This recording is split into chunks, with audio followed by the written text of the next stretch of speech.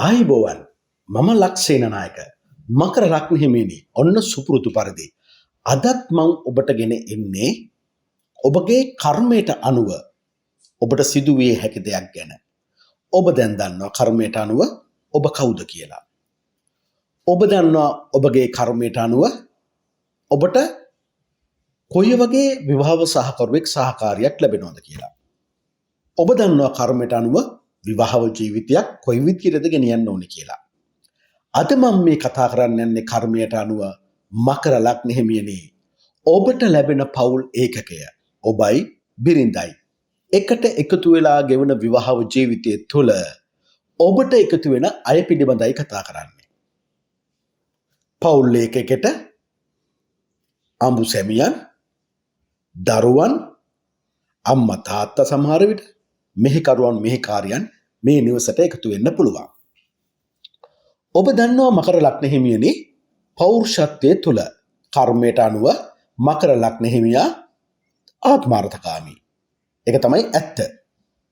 එක වෙලාවකට විශ්වාස කරන්න පුළුවන් මිත්‍රයෙකුත් නැහැ. අසත්පුරුෂ ආශ්‍රයන් වලට ඉක්මනින් පෙළඹෙන්න පුළුවන්. මොකද හුඟක් අසත්පුරුෂ මිත්‍රයන් තමයි මකර ලග්න හිමියන්ට එකතු වෙන්නේ. මකර ලග්න හිමියා මෙලව දියුණුව වෙනුවෙන් දිවා රැහැ වේසන කෙනෙක්. ඒත් එක්කම ඒ නිසාම පරලොවක් ගැන හිතන්නෙත් නැහැ. ඊළඟ ආත්මෙ මං හොඳ තැනකට යන්න ඕන කියලා හිතන්නෙත් නැහැ. බිරිඳ ස්වාමියා ගැනත් හොයා බලන්න බැරි වෙනවා. ඒ නිසා ඇත්තටම කර්මය කියන්නේ මකර ලග්න හිමියා සත්‍ය ප්‍රේමයක් නිසා විවාහ වෙන කෙනෙක් නෙමෙයි කියලා. ඒ නිසාම මකර ලග්න හිමියනි ඔබගේ ක්‍රියාකාරීත්වය නිසා විවාහය අවාසනාවන්ත වෙන්න පුළුවන් කියලා පෙන්නනවා. ඒකට මූලිකම හේතුව ඔබගේ තියෙන ආත්මාර්ථකාමී බව. කෙසේ වුවත් කර්මයට අනුව මකර ලග්න හිමියනි ඔබට ලබා දෙන්නේ විශිෂ්ට වූ බිරිඳක් හෝ ස්වාමියෙක්. ඊට යහපත් වූ ධෛර්යවන්ත විවාහ සහකරුවෙක් හෝ සහකාරියක්. දැන් ආත්මාර්ථකාමී මිනිස්යව හොඳ මිනිස්සෙක් කරන්න තමයි මේ විවාහය තුළ කර්මය පදනම යොදන්නේ. විවාහ සහකාරියෝ සහකරු තමයි ඔබට ඔබගේ දෙවෙනි උපත ගෙන දෙන්නේ. දෙවෙනි උපත ඇදගෙන යන්නේ මකර ලග්න හිමියනි ඔබගේ බිරිඳ හෝ ස්වාමියා. ඒ නිසා ඔබට දෙවෙනි උපත විශිෂ්ට එකක් කරගන්න කර්මය ඔබට ලබා දෙන්නේ විශිෂ්ට බිරිඳක් හෝ ස්වාමියෙක්. අපි මේ මකර ලග්න හිමියනි ඔබට ලැබෙන මේ විශිෂ්ට බිරිඳ ස්වාමියා ගැන කතා කළොත් කර්මය කියනවා ඔහු ඇය උසස් සිතුවිලි වලින් යුත් තීක්ෂණ බුද්ධිමත් කෙනෙක් කියලා. ආගිය තැන සැප ලබන්න පුළුවන් කෙනෙක් විදියටයි කර්මය පෙන්වන්නේ. ආගිය තැන පිළිගැනීමට ලක් වෙනවා කියන කතාව තමයි ඒ කියන්නේ. ඉතින් මකර ලග්න හිමියනි කර්මය විසින් දෙන මේ සත්පුරුෂ බිරිඳ එහෙමත් නැත්නම් සත්පුරුෂ ස්වාමියාට පුළුවන් මකර ලග්න හිමියව සත්පුරුෂයෙක් බවට පත් කරන්න. එතකොට ඔබට ලැබෙන පළවෙනි සත්පුරුෂ කල්යාණ මිත්‍රයා තමයි මිතුරිය තමයි බිරිඳ. ඒ බිරිඳ ධර්මයට කැමති කෙනෙක්, ධර්මය අදහන කෙනෙක්, ධර්මය තුළ යන්න කැමති කෙනෙක්. බිරිඳ හෝ ස්වාමියා. මකර ලග්න හිමියාට කර්ම විසින් ලබා දෙන මේ බිරිඳ ස්වාමියා වාසනාව ගැන විශ්වාස කරන්නේ නැහැ. හැම දෙයක්ම නිකන් ලැබෙනවා කියලා විශ්වාස කරන්නේ නැහැ. විශ්වාසය තබන්නේ තමාගේ බහුබලය, තමාගේ උත්සාහය, ධෛර්යයයි. එහෙනම් මේ විශිෂ්ට වූ බිරිඳ හෝ ස්වාමියා සිය උත්සාහය තුළ ජය ලබන්නේ. තම ධෛර්යය ගැන විශ්වාසය තියන්නේ. දූරදර්ශී නුවණක් තියෙන කෙනෙක්. ළඟ නෙමෙයි ඈත බලලා තීරණ ගන්න පුළුවන් හැකියාවක් තියෙනවා. කීර්තියෙන් අඩුපාඩු නැති කෙනෙක්. දැන් ඔබ දෙදෙනා මෙසේ එකතු වූ විට විවාහ ජීවිතය තුළ කර්මය ඔබ යුවල කරුණාවන්ත ස්ථීර ඔරුත්තු දෙන යුවලක් ලෙස ඉපදුණු රටේ ඉපදුණු ප්‍රදේශයේ ගෞරවයක් ලැබෙමින් ජීවත් වෙන්න පුළුවන් අවශ්‍ය පරිසරයක් හැකියාවක් ඔබ තුළ පෙළගස්සනවා. දෙදෙනාම එකට ගත් විට ස්වර්ණමය ගතිගුණ තියෙනවා. දෙදෙනාම එකතු විට පුදුම ආකාරයේ පින් වැඩ කරන්න පුළුවන්. තමාර විට මකර ලග්නහිමියා පින්කම පොරොන්දු වෙලා එනවා. හැබැයි පින්කමේ වැඩි බරගන්නේ මකර ලග්නහිමියාගේ බිරිඳ හෝ ස්වාමියා වෙන්න පුළුවන්. ඒකයි මං කිව්වේ කර්මයට අනුව මේ දෙදෙනා එකතු වුණු විට ස්වර්ණමය ගතිගුණ තියෙනවා කියලා. මේ දෙදෙනා එකට එකතු වූ විට කලබල නැතුව උස් පහත් නොවන සීරුවෙන් නගින තත්වයක් ඇති විවාහ වියුලක් බඩපත් වෙනවා. එක පාරට දිනුවටපත් වෙන්නේ නැහැ. ක්‍රමයෙන් දිනුවටපත් වෙන පිහිටීමක් තමයි කර්මය පෙන්වලා දෙන්නේ. ඒත් එක්කම ඔබ දෙදෙනා ඒ කියන්නේ බිරිඳ හා ස්වාමියා අතර පවතින ඍජුකම කියන්න තින් දෙය කියනවා. මූණට මොනක්. හැබැයි ඒ සත්‍යයි. ඒ තමයි ඍජුකම කියන්නේ. නොකඩෙන විශ්වාසය දෙදෙනා අතර තියෙන. මේ මකර ලග්න හිමි බිරිඳක් ස්වාමියාක් කෙනෙකුට ලේසියෙන් කේලම් කියලා නම් කඩවන්න බෑ. මොකද ඔවුන් දෙදෙනා අතර පූර්ණ විශ්වාසයක් තියෙනවා. ඒ තුල යහපත් විවාහයක් වාසනාවන්ත විවාහ ජීවිතයක් ලබන්න කර්මයේ මාර්ගය පෙන්වලා දෙනවා. දැන් අපි විවාහයක් ගලපනවා කියන්නේ අපි කේන්දර දෙකක් අරගෙන මැච් කරනවා කියන්නේ මොකද්ද පුතේ? මකර ලග්න හිමියනි. ඒ කියන්නේ දුවේ පුතේ ඔබට යම්කිසි අකුසලයක් තියෙනවා නම් විවාහ ජීවිතයක් ගෙවද්දී බිරිඳට ස්වාමියාට ඒ අකුසලයේ නැතුව කුසලයක් තියෙනවා නම් ස්වාමියාගේ කුසලියේ පිණින් මේ බිරිඳට හානියක් වෙන්නේ දෙන්න සතුරු ජීවිතයක් ගෙවනවා. දෙන්නටම කුසල් තිබුණොත් ඒක බෝනස් පොයින්ට් එකක්. සතුරෙන් සතුටටපත් වෙනවා. එහෙමනම් මේ ආත්මාර්ථකාමී මකර ලග්න හිමියව ආගම දහමට යොමු කරලා සුද්ධ පවිත්‍ර කරලා ගන්නේ අර විශිෂ්ට වූ බිරිඳ. තමාගේ උත්සාහය තුළ දියුණුව කරා යන හදන ජය පරාජය එකසේ විඳින්න පුළුවන් කීර්තියෙන් කිසිම අඩුපාඩුවක් නැති ඒ බිරිඳ ඔහු ස්වාමියයි. මේ තුල මකර ලග්න හිමියනි කර්මයේ විසින් ඔබට ලබා දෙන පවුල. කවුද පවුල? අඹු සැමියන්, දරුවන්, අම්මා තාත්තා, මෙහිකරුවන් මෙහිකාරියන්. මේක තමයි මූලික වශයෙන් පවුලට ඔබ ඉන්න නිවසට ඉන්න පුළුවන් අය. මේ පවුල් ලේඛකය ගැන මෙසේ කර්මය කරුණු පැහැදිලි කරලා දෙනවා. මේ පවුලට බිරිඳ, ස්වාමියා, දරුවන්, අම්මා තාත්තා, මෙහිකරුවන් ඇතුල් වෙනවා. හැබැයි මකර ලග්න හිමියනි ඔබ ගෙදර සිටින විට ඔබ හරීම සංවේදී කෙනෙක්. හිතට ඉක්මනින් දුක දැනෙන කෙනෙක්. හදවතින් අඩන්න පුළුවන් කෙනෙක් කාටවත් පෙන්වන්න නැතුව. ඒකනේ මං කිව්වේ සැර බිරිඳක් එහෙම හම්බුනොත්, සැර ස්වාම පුරුෂයෙක් එහෙම හම්බුනොත්, ඔබ ගැන නොසලකන කෙනෙක් එහෙම හම්බුනොත් ඔබ දුකටපත් වෙනවා කියලා. එතකොට ඔබට ගෙදර දාලා යන්නවත් හිතෙනවා. මීට වැඩිය හොඳයි කසාද නොබැද හිටියනම් කියලා හිතෙනවා. නමුත් කර්මය ඔබට ලබා දෙන්නේ විශිෂ්ට ගණයේ වූ බිරිඳක්නේ. ඒ කියන්නේ කසාද බැන්දට පස්සේ තම ස්වාමියාගේ මකර ලග්න හිමියාගේ අදහසට අනුව යන පක්ෂපාතී බිරිඳක් හෝ ස්වාමියෙක් තමයි ලබා දෙන්නේ. ඒක තමයි මේකේ වැදගත්ම පොයින්ට් එක. මේ තුල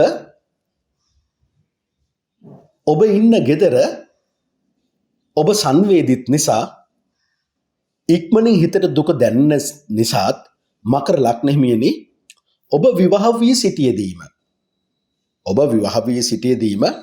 ඔබ හිතන්නකෝ ඔබ බිරිඳ ඉද්දි වෙන ප්‍රේම සම්බන්ධයක් පටන් ගන්නවා. තම ස්වාමියා ඉද්දි වෙන ප්‍රේම සම්බන්ධයක් පටන් ගන්නවා. හිතන්නකෝ මේ වගේ අවස්ථාවකට ඔබ ගොදුරු වුණා කියලා. එවිට මොකද ඇති වෙන්නේ? ගෘහ ජීවිතයේ කරදර පවුල සම්බන්ධව නිතර වියවුල් ඇති වෙන ගෙදරක් බවට පත් වෙනවා. එහෙම වුණොත් අමනුෂ්‍ය දෝෂ හරි ඉක්මනින් ගෙදර ඇති වෙන්න පුළුවන්. මකර ලග්න හිමියනේ කර්මය ඔබට මාර්ගය පෙන්වා දෙන්නේ මෙවැනි අවුලක් ඇති කරගන්න නම් නෙමෙයි. කර්මය කියන්නේ ඔබ පංචශීලය ආරක්ෂා කරගන්න. ඇයි එසේ කියන්නේ? ඔබේ නිවස පාටි දවන පාටි දමන උත්සව පවත්වන ස්ථානයක් නෙවෙයි. පහසුවෙන් ඔබේ නිවස මේ මකර ලග්න හිමියට තියෙනුනේ හරියට පන්සලක් පල්ලියක් තුල පවතින සාමකාමී තත්වය. මේ තත්වය ඇත්තටම ඇති කර ගැනීමට කර්මය ඔබට උදව් උපකාර කරනවා. ඒකනේ මම කිව්වේ ආගම දහමට ලැබි බිරිඳක් හෝ ස්වාමියෙක් ලබා දෙනවා කියලා. ඒතර ආගම දහම ධර්මයේ තුල පවතින මේ සාමකාමී පරිසරය තුල එය නිවසට ආපුවම ඔබට දැනෙන්නේ හරියට පන්සලකට ගියා වගේ. බෝධි මූලයකට ගියා වගේ. වෙන තාගමක නම් පල්ලියකට ගියා වගේ. එයි සද්ද නැහැනේ. කංකරච්චල නැහැනේ. අන්න එවැනි පරිසරයක් ගොඩනගා ගන්න ඔබට කර්මය උපකාරී වෙනවා. මොකද මං මුලදිම කියලා තිනවා කර්ම මේ මකර ලග්නෙමියන්ට ඔවුන්ගේ නිර්වචනය තුළ නිතරම ඔබගේ පිටුපස ධර්මයේ ඉන්නවා ඔබ රැක ගන්න. ඒ නිසා ධර්මානුකූල පරිසරයක් ඇති කරගෙන ඔබට ජීවිතය ගෙනියන්න පුළුවන් වෙනවා. එතකොට හිතට දුක දැනෙන්නේ නැහැ. හිතට කලකිරීම දැනෙන්නේ නැහැ. හරියට ශ්‍රමණ භූමියක් වගේ. සාමකාමී ගයක්. මේ සාමකාමී පරිසරයට ඔබේ දරුවනුත් එකතු වෙනවා. අම්මලා තාත්තලා හිටියොත් ඒගොල්ලොත් එකතු වෙනවා. ඒත් එක්කම සාමකාමී මෙවැනි පවුල් ඒකකයකින් ඊතා ගුණවත් බලවත් විටක ලෝක පූජිත වෙන අය බිහි වෙන්න පුළුවන්. දැන් ගෙදර ඇවිල්ලා පන්සලක් පල්ලියක් වගේ. අනිවාර්යෙන් මකර ලග්න හිමියට මම මේ කියන විශිෂ්ට බිරිඳෝ ස්වාමියා ලැබුණොත් ඔවුන් අනිවාර්යෙන්ම දානමාන පින්කම් කරන සාරිපුත්ත මහරහතන් වහන්සේ මහ මොග්ගලන් මහරහතන් වහන්සේ මහා කාශ්‍යප මහරහතන් වහන්සේලාගේ පරම්පරාවෙන් පැවතෙන ආරසාවක සීල් සංග්‍රහතර ගෙදරට වඩම්මලා දානය දෙන අය. නිතර පංචශීලයේ රකින්න උත්සාහ දරන අය. නොසැලෙන සිතකින් යුතුව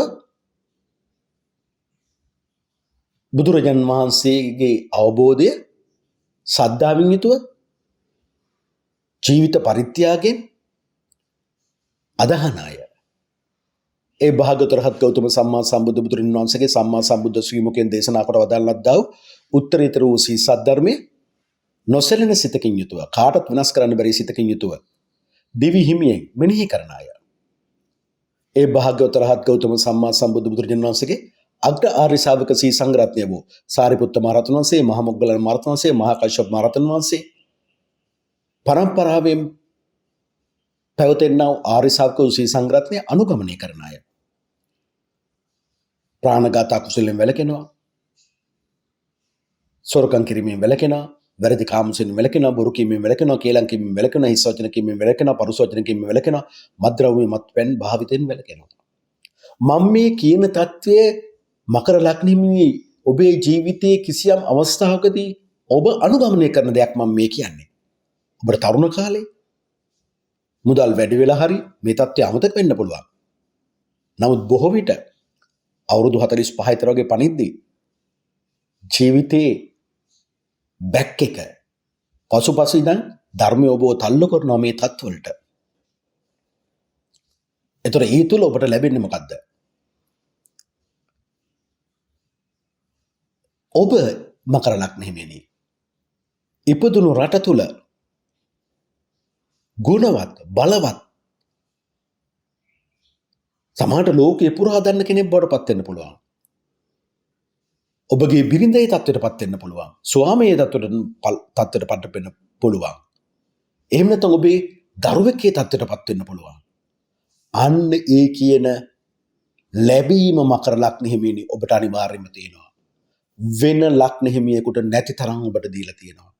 හේතුව මම කියන්න. ඔබ වගකීම රාජකාරිය තුළ අනිවාර්යෙන්ම අදිස්ථානශීලී අවංකයි පරාර්ථකාමී සිතුවිලි තියෙන්නේ. ඔබ ඔබගේ වගකීම රාජකාරිය වෘත්තීය මට්ටම තුළ ඔබ කොච්චර පාඩු විඳලා ඇද්ද? අනිත් අයට හිත සන්තෝෂෙන් දීලා. අන්න ඒ වගේ ඍජු බලපෑම සමහරට ඔබගේ වෘත්තිය රාජකාරිය වගකීම ඔබට ගෙදර වගේ. කාටකලත් තමන්ගේ යට කළා වගේ කියලා දැනෙන්නේ. මේක තමයි කර්මය ඔබට දෙන හැඟීම. ඒකයි මං කිව්වේ මකර ලග්න හිමියනි ඔබ මේ ජීවිතේ බිහි වෙන්නෙම පාලන තන්ත්‍රයක් ලබා ගන්න. වගකීම් දැරීමෙන් විශිෂ්ටෙක් වෙන්න. වෙන ලග්න හිමියෙකුට නැති තරම් කෞශල්‍යයක් කර්මය තුළ මකර ලග්න හිමියනි ඔබට අනිවාර්යයෙන්ම ලැබෙනවා. ඒත් එක්කම උගත් ගුණවත් ලිවීම කියවීම වෘත්තිය කොටගත් රටට අවශ්‍ය කරන වීරෝදාර පුරුෂයන් පුද්ගලයන් හදන පුරෝහිතෙක් බවට ඔබ පත් වෙනවා. කර්මය ඔබට එවැනි අවස්ථා ලබා දෙනවා. කර්ම මකර ලග්න හිමියා පෝසත් වුණත් දුප්පත් වුණත් ඒ පරිසරය තුල ඉඳගෙන මේ මං කියන කාර්ය ඔහු ඇය විසින් අනිවාර්යයෙන්ම කරනවා. මකර ලග්න හිමිනි හිතලා බලන්න. ඔබ ඔබගේ රටට අවශ්‍ය මිනිස්සු බිහි කරනවද නැද්ද කියලා. එවැනි පෞල් ලේඛකයක් ඇති වෙන්නේ. විශේෂයෙන් මකර ලග්න හිමිනි වයස අවුරුදු 40-50 විශේෂයෙන් 45-50 පණින විට ඔබට මම පෙර කියූ තද ආගමික පරිසරයකින් අභ්‍යන්තරයක් තිබෙන අපූර්ව සාමකාමී පිම්කම් කරන නිවසක් පෞල් ඒකකයක් නිර්මාණය වෙනවා. මන් දන්න මකර ලග්න හිමියෝ ගේ ගෙවල් වලට ගියාම ඒක පන්සලක් වගේ. ඇතුල් දෙද්දිම බෞද්ධයෙක් විදිහට බුද්ධ රූපයක් තියෙනවා.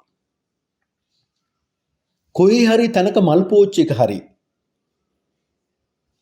බෝධියක් රෝපණය කරලා තියෙනවා. හැමදාම මේ බෝධියට වන්දනාමාන කරනවා. උදේ හවස බුදුන් වදින කෙනෙක්. නිරන්තරයෙන්ම ගෙදරට එන විටම ඒ බෝධිය ඒ බුදුරජාණන් වහන්සේව දකින විදිහට තමයි වටපිටාව සකස් කරලා තියෙන්නේ. විශේෂත්වයක් ඉන්න ගෙදර දරුවන්ගේ බිරිඳකින් පවා කිසිම කරදරයක් නැතුව මකර ලග්න හිමියට මේ කර්තව්‍ය කරන්න අවස්ථාව සැලසෙනවා. මම බොරුද ඇත්තද කියන්නේ කියලා හිතලා බලන්න මකර ලග්න හිමියන්. අන්නේ වෙන අවස්ථාවක් මකර ලග්න හිමියන්ට හමු වෙනවා. මෙවැනි සිය පවුල තුල මකර ලග්න හිමියාට ප්‍රීතියෙන් වාසය කිරීමට අමුදරුවන් සමග කෙලිසෙල්ලමෙන් සතුටින් වාසය කරන්න ලැබෙනවා. කෞතුක දේට ලක්ෂණ පිරිසුදු ඇඳුම් පෙළඳුම් සහිතව සිය බිරිඳ ස්වාමියා සමග වාසය කරන්න ඔබට අවස්ථාව සැලසෙනවා. සත්පුරුෂ දේ අගය කරන සත්පුරුෂ ගතිගුණ තිබෙන නිසාම මේ පෞල් ලේඛකය ඒ ගමේ සත්පුරුෂ පෞල් ලේඛකයක් විදිහට තමයි ගෞරවය ලබන්නේ. කවුරුත් මේ පෞල ගැන කතා කරන්නේ. ඕනම දෙයකට ඔරොත්තු දෙන ගතියක් ඔබට ඇති වෙනවා. මකර ලග්න හිමියා මේ පෞල් ඒකකය තුල ඊතා සූර මිනිසෙක් වෙනවා. හැබැයි මේ මකර ලග්න හිමියාට ඊතා සූර මිනිසෙක් වීමට උපකාරය බලවත් ලෙස ලැබෙන්නේ තමාගේ බිරිඳගෙන්. එහෙම නැත්නම් ස්වාමියාගෙන්. ඒක තමයි මකර ලග්න හිමියා ලබන භාග්‍ය. මෙම පෞල් ඒකකය තුල ඊතා සූර මිනිසෙක් බවට ඔබ පත් වෙනවා. ක්‍රියාකාරී දක්ෂයෙක් බවට පත් වෙනවා. යුක්ති සහගත ඍජු අයෙක් බවට පත් වෙනවා. ඒත් එක්කම කරන දේට ඇලී ගැලී ඊතා විශ්වාසවන්තව කටයුතු කරනවා. ප්‍රවේශන්කමත් සකසුරුවම්කම තදින්ම මේ නිවස තුල පිළිපදිනවා. මේ මකර ලග්න හිමියා ඉන්න ගෙදරකට හිඟන්නේ නැති බැරි කෙනෙක් ආවොත් කලාතුරකින් තමයි හිස් අතින් ආපහු හරවලා යන්නේ. කුමන හෝ දෙයක් පරිත්‍යාග කරලා යවන සිතක් තියෙන. තව කෙනෙකුගේ දුකක් මකර ලග්න හිමියට හරියට දැනෙනවා. ඒ නිසා මකර ලග්න හිමියාගෙන් නැති බැරි කෙනෙක් ඇහැවුවොත් ඔහුගේ තියෙන දේ ඔහු දීලා දානවාමයි. මන්ද තව කෙනෙක්ගේ දුක දැනෙන පින්වන්ත හදවතක් සිතක් මකර ලග්න හිමියට ඇති කරනවා පෞල් ජීවිතය තුළ. මේ නිසා මකර ලග්න හිමියන්ගේ පවුල් ඒකකය වයස යන්න දියුණු වෙනවා. ඒ නිසා මකර ලග්න හිමියනේ එකපාරට දියුණුව ලැබුණේ නැහැ කියලා කලකිරෙන්න එපා. මේ කර්මය පෙන්වලා දෙන්නේ වයස යන්න අත්දැකීම් සහිතව ඔබ දියුණුවටපත් වෙනවා පවුලක් විදියට. දරුවෝ හොඳට ඉගෙන ගන්න පුළුවන්. ඒගොල්ලෝ හොඳ රැකියාවලට යන්න පුළුවන්. බිරිඳයි ඔබයි දෙදෙනා එකතු වෙලා ශක්තිමත්ව තමන්ගේ පවුලේ දියුණුව ඇති කරනවා. රටට අවශ්‍ය කරන සහයෝගය ඔබ දෙදෙනාගෙන් කාගෙන් හෝ ඒක අත් වෙනවා. ඒ නිසාම තමන්ටම කියලා කට්ට කාලා මකර ලග්න හිමිනේ ලක්කය ගැන හිතන්න එපා. උත්සාහය, ධෛර්යය, බහුබලය තුලම තමයි ඔබගේ දියුණුව ඇති වෙන්නේ. ඔබට ඔබගේ ජීවිතය තුළ ජය පරාජය එකසේ විඳින්න වෙනවා. ඔබ ඒකට ඔරොත්තු දෙන කෙනෙක් බවට පත් වෙනවා. ඒක ගොඩාක් වෙලට පෞල් ජීවිතය තුළ ඇති වෙන්නේ. තමාගේ බිරිඳගේ ස්වාමියාගේ නොසැලෙන අදිස්ථානය තුළ පසුපසට යන්න තියෙන අකමැත්ත නිසාම. ඒ නිසාම ස්ථීර ඉඩම් කඩම් ගෙවල් දොරවල් ඔබට ඇති කරගෙන ජීවත් වීමට භාග්‍යයක් වාසනාවක් ලැබෙනවා. ඒ නිසාම කර්මය විසින් ඔබට මේ දේවල් මෙසේ දීලා තියෙද්දී හිතන්නකෝ ඔබ ජීවත් වෙන ප්‍රායෝගික ලෝකයේ තුළ ඔබගේ සංවේදීකම නිසාම නිකමට හරි ඔබගේ පංචශීලයේ කැඩුණොත්, විශේෂයෙන්ම වැරදි කාමසේවනයේ කැඩුණොත්, ඔබ උගත් බලවත් උසස් කෙනෙක් වෙන්න පුළුවන්. නමුත් කුමන හෝ කරදරයකට, වේදනාවකට, අඩුපාඩුවකට යටත් වෙලාමයි ජීවත් වෙන්න සිද්ධ වෙන්නේ. හැබැයි කර්මය කියන්නේ ඔබට අත්වැරදි වෙන්න පුළුවන් විවාහ ජීවිතය තුළ. හැබැයි ඔබට නිවැරදි කරගෙන මම මේ කියන ඊ타ම සත්පුරුෂ පවුල් ඒකකය ඔබගේ රටට ගමට ආඩම්බරයක් වෙන්න පුළුවන්. ඒ පවුල් ඒකකය ඔබට නිර්මාණය කරගන්න පුළුවන් කර්මයට අනුව. මන්දම කරලක් නෙමෙයි. ඔබ ඉදිරියේ ඉන්නේ කල්යාණ මිත්‍රයෝ. කල්යාණ මිත්‍රයෝ කියන්නේ බෞද්ධෙක් නම් බුදුරජාණන් වහන්සේ භාග්‍යවතුන් රහත් ගෞතම සම්මා සම්බුදු බුදුරජාණන් වහන්සේ ඔබ කල්යාණ මිත්‍රයා බවට පත් කරගන්න ඕන. බුදුරජාණන් වහන්සේ දෙසූ සද්ධර්මය ඔබගේ කල්යාණ මිත්‍රයා බවට පත් කරගන්න ඕනේ. සාරිපුත්ත මහ රහතන් වහන්සේ, මහා මොග්ගල්ලාන මහ රහතන් වහන්සේ, මහා කාශ්‍යප මහ රහතන් වහන්සේගේ පරම්පරාවෙන් පැවැත්වෙනා ආර්ය ශ්‍රාවක වූ ශ්‍රී සංඝරත්නය ඔබගේ කල්යාණ මිත්‍රයා බවට පත් කරගන්න ඕන. ඒක තමයි සත්පුරුෂ කල්යාණ මිත්‍රත්වය ඔබට ලැබෙනවා කියන්නේ. පිටිපස කවදාවත් පිටිපස්සට යන්නේ නැති නොසැලෙන සිතකින් යුතුව කිසි කෙනෙකුට ඔබව නම්වා ගන්න බැරි කරන රාජකාරිය හොඳින් කරන ආගම දහමට තුල ඔබ පරාජයට පත් නොකර විශේෂ වූ අධ්‍යාත්මික බලයක් ඔබ ආරක්ෂා කරනවා. ඔබ ධර්මයේ තුල ඉති පංචශීලී රකිද්දී මේ බලය ඔබට එකතු වෙනවා.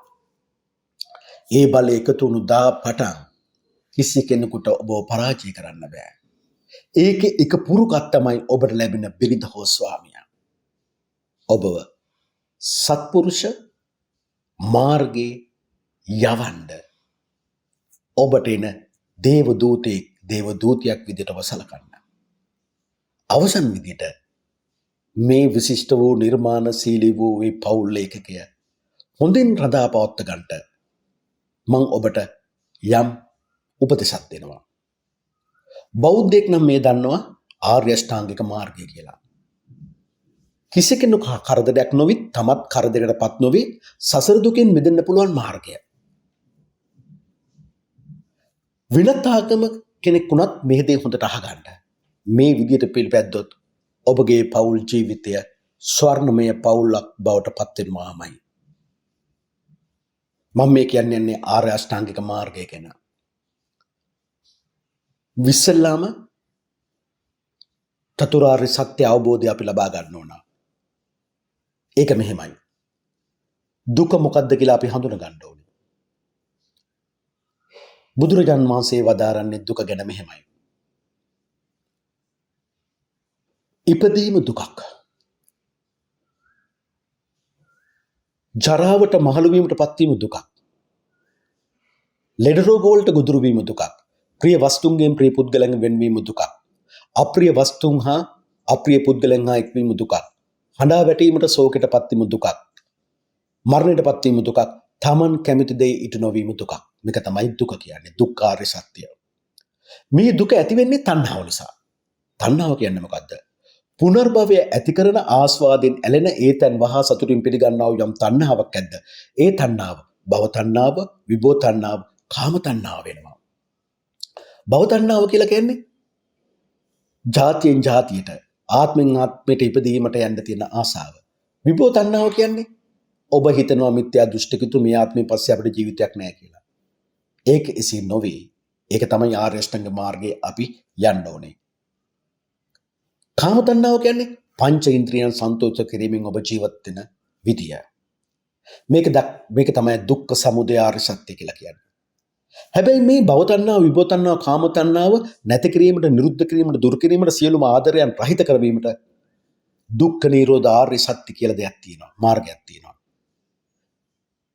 ඒ දුක නැති කිරීම පිණිසම පවතින ප්‍රතිපදාවක් තියෙනවා. ඒක තමයි දුක්ඛ නිරෝධ ගාමිනී ප්‍රතිපදා ආර්ය සත්‍ය. මේ තුල ඔබ චතුරාර්ය සත්‍ය පිළිබඳ අවබෝධාත්මක ඥානයක් තිබෙමින් ඔබ සම්මා දිට්ඨියටපත් වෙනවා. සම්මා දිට්ඨියටපත් වුණ කෙනා තමයි බුදුරජාන් වහන්සේලා මේ ලෝකෙට පහළ වුණා කියලා විශ්වාස කරන්නේ. පසේ බුදුරජාන් වහන්සේලා මේ ලෝකෙට පහළ වුණා කියලා විශ්වාස කරන්නේ. මහරහතුන් වහන්සේලා පහළ වුණා කියලා විශ්වාස කරන්නේ. අනාගාමී ඵලය, සකදාගාමී ඵලය, සෝතාපට්ට ඵලය විශ්වාස කරන්නේ. ඕපාතිකෝපත් විශ්වාස කරන්නේ. පෞපින් විශ්වාස කරන්නේ. පටිච්ච සමුප්පාදයේ විශ්වාස කරන දෙයක් හේතුවක් නිසා දෙයක් සිදු වෙනවා. හේතුව නැති වුණට ඒ දේ සිදු වෙන්නේ නැහැ. සතර අපායේ විශ්වාස කරනවා. දිව්‍ය ලෝකයේ විශ්වාස කරනවා. දසදහස සක්වල විශ්වාස කරනවා. කෝටිය ලක්ෂ සක්වල විශ්වාස කරනවා. මේ සම්මා දිට්ඨිය තියෙන කෙනාට සංකල්ප තුනක් පිළිදෙනවා. මොකද්ද පළවෙනි සංකල්පේ? නෙක්ඛම්ම සංකල්පය. සියලුම කාමයන්ගෙන්, අකුසල් ධර්මයන්ගෙන් වෙන් වෙලා ජීවත් වෙන්න පුළුවන් වෙනවා. දෙවෙනි එක අව්‍යාපාද සංකල්පය. තමන් තුල පවතින දෙවේශය, ක්‍රෝධය, වෛරය, තරහව නැති කරලා මෛත්‍රී සහගතව ජීවත් වෙන්න පුළුවන් වෙනවා. තුන්වෙනි එක අවිහිංසා සංකල්පය. ඒ කියන්නේ මහත් සත්‍ය කරුණාවෙන් යුතුව කායික මානසික සතුටින් ජීවත් වෙන්න පුළුවන් වෙනවා. ඉන්පසු අපි මේ සතර දුකෙන් මිදෙන්න අපේ පවුල් එකක සතුටටපත් කරගන්න නම් බොරු කියන්න හොඳ නැහැ. බොරුවෙන් වළකින්න ඕන. කේලම් කීමෙන් වළකින්න ඕන. පරුෂ වචන කීමෙන් වළකින්න ඕන. හිස් වචන කීමෙන් වළකින්න ඕනේ. ඊළඟට ප්‍රාණඝාත අකුසලෙන් වැළකෙන්න ඕන. සොරකම් කිරීමෙන් වැළකෙන්න ඕන. වැරදි කාමසෙනෙන් වැළකෙන්න ඕන. ඊළඟට සියලුම මිත්‍යා ආජීව දුරු කොටගෙන ඊටා ධාර්මික ලෙස ජීවත් වෙන්න ඕන. මිත්‍යා දෘෂ්ටික ගතියෙන් අයින් වෙන්න ඕනේ. ධාර්මිකව ජීවත් වෙනවා. ඒ ධාර්මිකව ජීවත් වෙන කෙනා කුසලයේ වඩ සම්මා වීරිය වඩන්න ඕන. සම්මා වීරිය කියන්නේ කොටස් හතරකින් බුදුරජාණන් වහන්සේ මෙසේ වදාරනවා. නූපන් අකුසලයන් උපද්දවා නොගැනීම පිණිස තමන් තුළ කැමැත්තක් ඇති කරගන්නවා. ඒ සදා වෑයම් කරනවා, වීරිය වඩනවා, බලවත් ලෙස වීරිය වඩනවා. දෙවෙනි එක උපන් අකුසල් ප්‍රහාණය කිරීම පිණිස කැමැත්ත ඇති කරගන්නවා. ඒ සදා වෑයම් කරනවා, වීරිය වඩනවා, සිතෙන් කරගෙන බලවත් ලෙස වීරිය වඩනවා. තුන්වැන්න නූපන් කුසලයන් උපද්දවා ගැනීම පිණිස කැමැත්ත ඇති කරගන්නවා. ඒ සඳහා වෑයම් කරනවා, වීරිය වඩනවා, සිත බලවත් කරගෙන බලවත් ලෙස වීරිය වඩනවා. ඊළඟ එක උපන් කුසලයන් පවත්වා ගැනීම පිණිසත්, මුලා නොවීම පිණිසත්, ඒවා වැඩි දියුණු කර ගැනීම පිණිසත්, භාවනාව සම්පූර්ණ කර ගැනීම පිණිසත් කැමැත්ත ඇති කරගන්නවා. ඒ සඳහා වෑයම් කරනවා, වීරිය වඩනවා, සිත බලවත් කරගෙන දැඩි ලෙස වීරිය වඩනවා. සම්මා වීරිය වැඩි වීම නිසා මොකක්ද ඇති වෙන්නේ? මකර ලග්නෙෙමෙනි කුසලයේ වැඩි වෙනවා, අකුසලයේ ප්‍රහාණය වෙනවා. ඔන්න කුසලයේ වැඩි වුණාම තමයි අපිට සම්මා සතියට එන්න පුළුවන් වෙන්නේ. සම්මා සතියේ ඉස්සලම කියන්නේ කය සංවරණය. කය සංවර කරගන්න හැටි. කය කියලා බැලුවොත් බලන්න ඔබගේ හිසේ සිට දෙපතුල දක්වා ඔබගේ ශරීරයේ අභ්‍යන්තරය ගැන ඔබ බලන්න. හිස් මොළයක් තියෙනවා. නහර තියෙනවා. බඩවැල් තියෙනවා. ලොකු බඩවැල්, පොඩි බඩවැල් තියෙනවා. ආමාශය තියෙනවා, වකුගඩු තියෙනවා, හෘදය තියෙනවා, හෘදය තියෙනවා, පෙනහැල්ල තියෙනවා. මේ ඇතුළත මොනවද තියෙන්නේ කියලා බලන්න. ලේ තියෙනවා, වතුර තියෙනවා, හොටු තියෙනවා, සෙම තියෙනවා, අසූචි තියෙනවා, මුත්‍රා තියෙනවා. ඒ විතරක්ද 90 ලක්ෂ ගණන් ඉන්නවා.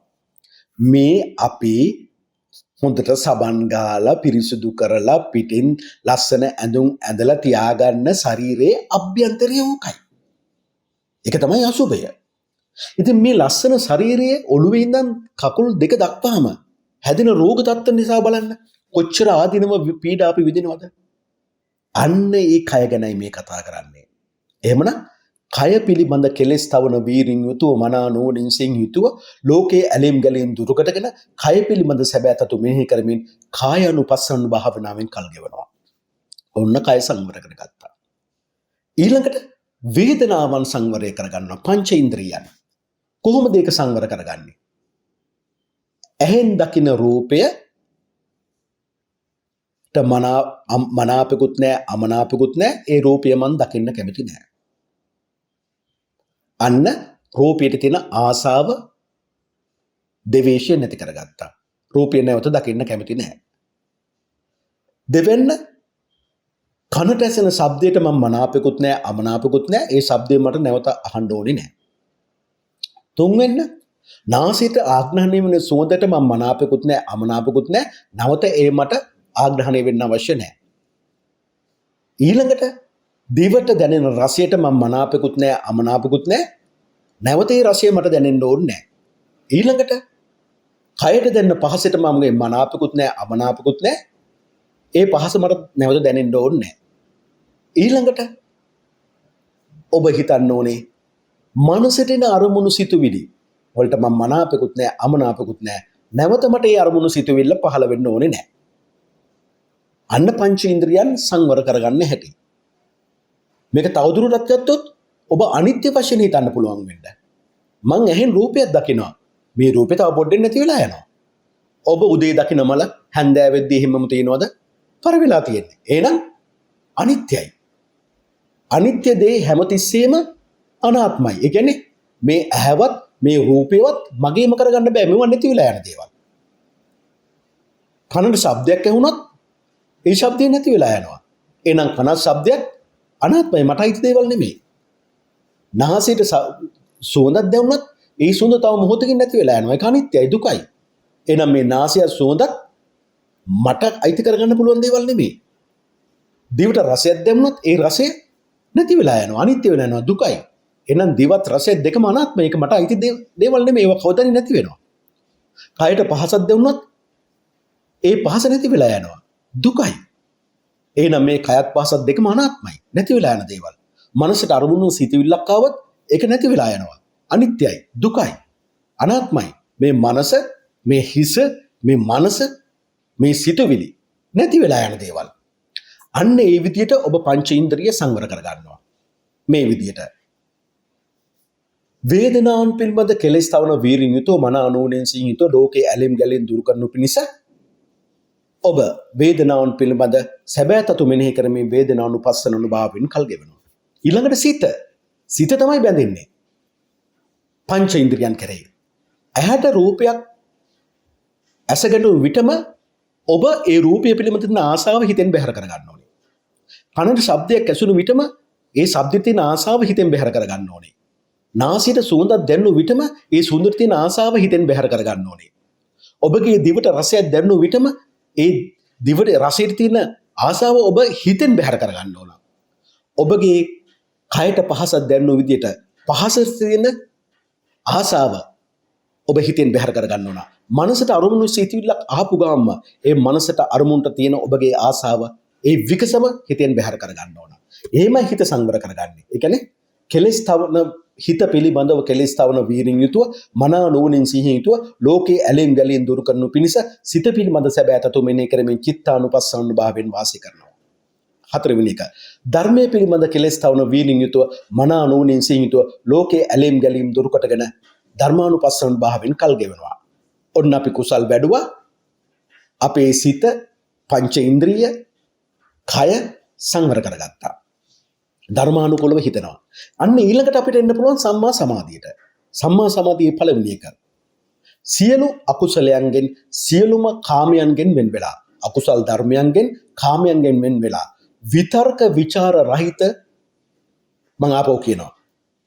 සියලු කාමයන්ගෙන් වෙන් වෙලා අකුසල් ධර්මයන්ගෙන් වෙන් වෙලා දැන් අපි ඒ දේ තමා කරගෙන මෙතෙන්ට ආවේ සම්මා වීරිය වඩගෙන සම්මා සතිය ගොඩනගාගෙන ඒ නිසා කාමයන්ගෙන් අකුසල් ධර්මයන්ගෙන් ලේසින් වෙන් වෙන්න පුළුවන් කාමයන්ගෙන් අකුසල් ධර්මයන්ගෙන් වෙන් වෙලා විතර්ක විචාර සහිත විවේකයෙන් හටගන්නා වූ ප්‍රීතිය සැපය ඇති පළවෙනි ධ්‍යාන උපද්දවගෙන ජීවත් වෙනවා දෙවෙනි ධ්‍යානය විතර්ක විචාර සහ මුලින්ම සංසිඳීමෙන් ශරීරයේ අභ්‍යන්තරයේ ඇතිවන්නා වූ අධ්‍යාත්මික සුවයකින් ප්‍රබෝධයකින් හිත මනස එකගත්වයට පත් කරගෙන විතර්ක විචාර රහිත සමාධියෙන් හටගන්නා වූ ප්‍රීතිය සැපය ඇති දෙවෙනි ධ්‍යානයට අපි සමවැදෙනවා තුන්වෙනි ධ්‍යානය ප්‍රීතියට නොඇල්මෙන් නමුත් මන නුවණින් හික්මීමකින් සංවරකමකින් යුක්තව කායික සැපේ පමණක් විඳමින් උපේක්ෂාවෙන් යුතුව තුන්වෙනි ධ්‍යානය උපද්දවගෙන ජීවත් වෙනවා හතරවෙනි ධ්‍යානය සැප ප්‍රහාණය කරනවා දුකද ප්‍රහාණය කරනවා සොම්නසද නැති කරනවා දොම්නසද නැති කරනවා සැප රහිත දුක රහිත අතිපාරිසිද්ධ වූ සිහියෙන් යුතු උපේක්ෂාන් යුතුව හතරවෙනි ධ්‍යාන උපද්දවාගෙන ජීවත් වෙනවා මෙසේ මාර්ගඵල ප්‍රගුණ කරමින් නූපන් ධර්මයේ උපද්දවා ගනිමින් චතුරාර්ය සත්‍ය අවබෝධය කරා යන මාර්ගයට අපි ගමන් කරන්න ඕනේ මම මේ කියපු ආර්ය අෂ්ටාංගික මාර්ගය ඔබ නිතර දෙවේලේ ඔබට විවේකයක් ආපු හැම විටකම ඔබ මෙවැනි විදියට මතක් කරනවා නම් ඔබ ඔබගේ ජීවිතය තුළ හැම කර්තව්‍යයක්ම කරද්දී මේ ආර්ය අෂ්ටාංගික මාර්ග ප්‍රතිපදාව ඔබ ඉදිරියට ඇවිල්ලා ඔබව නිවැරදි කරනවා. ඒ නිවැරදි කිරීම ඔබ හරියටම අල්ලගත්තොත් ඔබ මේ ලෝකයේ මේ ලෝකයේ දියුණුව වෙනුවෙන් මේ ලෝකයේ ප්‍රගමනය වෙනුවෙන් දායක වන පෞල් ඒකකයක් බවට පත් වෙනවාමයි. ඔබ සැමට තෙරුවන් සරණයි දෙවි පිහිටයි.